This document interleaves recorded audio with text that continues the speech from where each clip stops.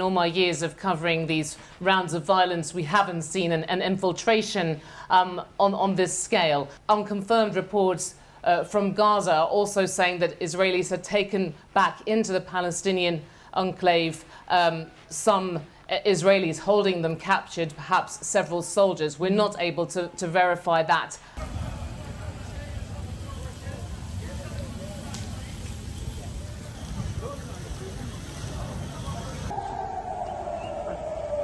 עם הפנים למטה כולם, עם הפנים למטה חמודי, הכל בסדר.